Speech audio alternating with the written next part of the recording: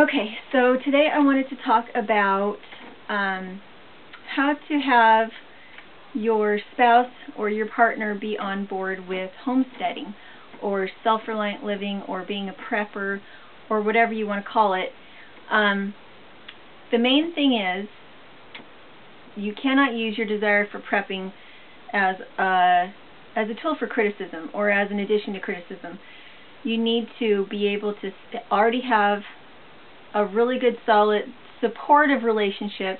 If your spouse feels like you're always critical towards them and that they're never good enough for you, then you need to have that bond of unity first, because in the end it'll turn into a destructive thing unless you're both coming at it from a point of strength. So what I have done when we first got married and started out, my husband was not at all into being self-reliant or anything like that. His dad had run a dairy farm, but he had not been at all involved in it because they sold the dairy farm when he was 5 and had nothing to do with livestock or animals of any kind. And I came from it from a point of my parents had done it, and it's how I had fed my family as a child. And I'd had a sick mother, and the animals were the way that we ate. We weren't on food stamps or anything.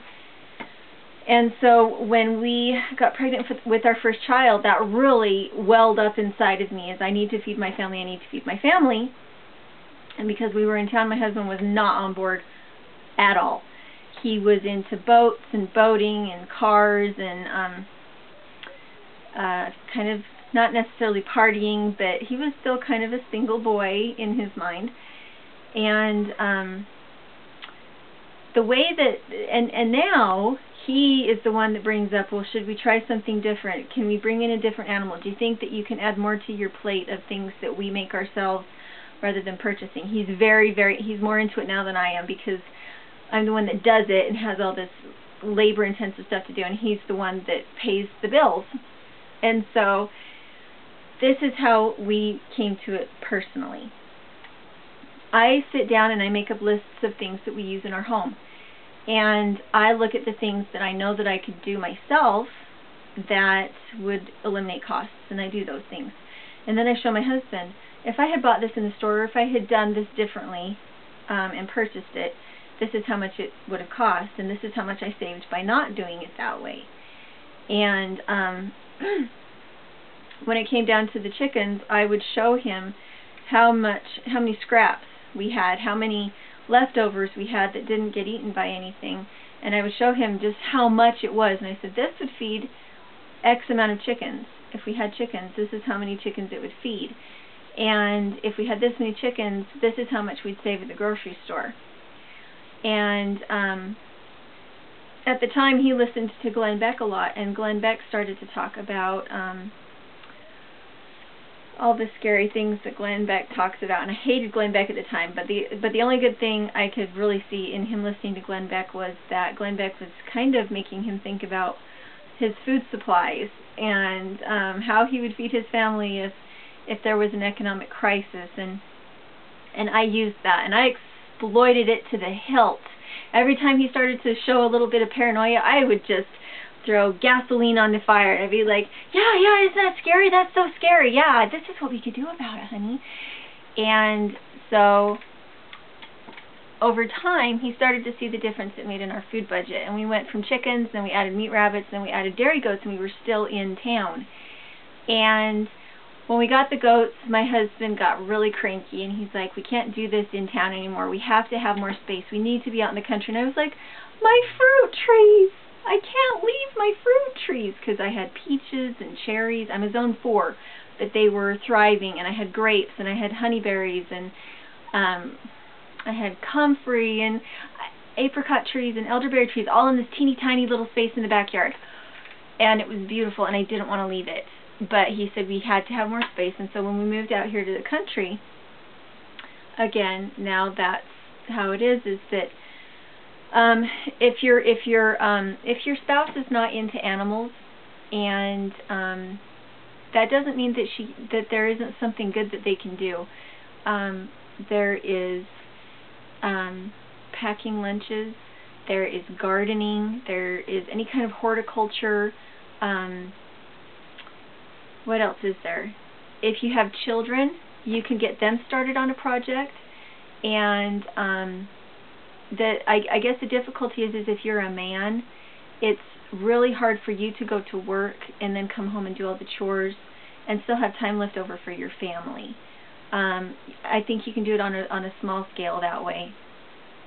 But homesteading is kind of a family project, and I think it's why there's kind of a tendency, if you're homesteading, you're also homeschooling, and if you're homeschooling, you're kind of homesteading, and you're cooking meals at home, and you're gardening. All these things, the reason that they go together is because it's a lifestyle of people who are dependent upon each other in a very grassroots, bare soil way. You depend on each other because no one person can do everything. And so again, it all comes down to your relationship with your spouse. How good is your relationship? Can you sit down and quantify and qualify what your goals in your marriage are? And if you don't care about, if money isn't an issue, then a lot of the things that I do, you could purchase. You could purchase grass-fed beef. You could purchase organic goat's milk. You could purchase all those. And you could purchase private schools and stuff like that. But for our family, the reason we do it the way that we do is because we don't have money, and we want our family to eat well. And so from my point of view, it's easier if the stay-at-home parent is the one that pushes the homesteading, because they're the ones with the time to do it. With my husband and I, when we first got married, we decided one of us would always be home with our children. It didn't matter to me who it was. I didn't necessarily want to be a stay-at-home mom. But if I wasn't going to be a stay-at-home mom, my husband needed to be the stay-at-home dad. And the thing is that I'm worth more at home than he is because of my skill set. And he's worth more at work than I am because of his skill set. And so our skill sets are what put us where we are. And even today, I will always back up what it is I do with a comparison of cost. Our goats and our sheep combined go through $6 worth of hay a week. Each one of my goats will give anywhere from 3/4 of a gallon to 3 gallons a day, depending on which goat it is. And here it costs $10 a gallon for raw organic goat's milk. $10 a gallon. And so I could be getting anywhere from a gallon a day up to probably 10 gallons a day. Now, it's not just the value of that milk, it's the value of what else can I turn that milk into. I can turn it into butter. The cheapest butter I can get right now is $3 a pound. And you can get a pound of butter off of 1 gallon of milk, or 1 gallon of cream. And so I can take that whey and I can turn it into pork by feeding it to my pigs. I can take that whey and I can feed it to my chickens and turn it into eggs and chickens. I can turn it into cheese. I can turn it into butter. I can turn it into yogurt. And how much does 1 quart of yogurt cost? Like brown cow yogurt, it's like $4 a quart. And so from that $6 a week of hay, I'm turning that into, wow, $100 a week of milk products. And that doesn't include the chevron that I get from eating the babies that I don't, that I'm not milking. And that's just goats. And so that $6 does not include the fact that I go out 3 times a day and check on my animals, and that it takes me half an hour in the morning and half an hour at night to milk my animals, and the bedding that I put in. But with all that bedding that I put in, I get manure on my straw, which I then take to my trees, that mulch my trees, that give me fruit. And I get exercise by walking out to my animals, and I get to spend time outside, and I don't have a gym membership, all these things. So these are things that you need to make. If your spouse isn't into this kind of thing, these are things that you can drop as comments and hints, not criticisms. Comments and hints about the cost of your lifestyle and how to get them on board. If you're a woman and you want your husband to be on board, you have to let it be that you will make it work and you won't go over your budget.